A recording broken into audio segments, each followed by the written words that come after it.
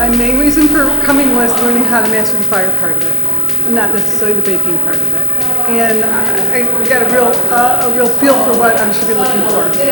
Clearly this was a chance to ask the experts all the questions that I had nobody to ask. And I got them answered, and some very obvious things that I was doing wrong that I'm just like, duh, I should have been doing it this way instead of the way I've been doing it. So I feel like I've learned a lot. My favorite part of the class was the understanding how to fully utilize the oven.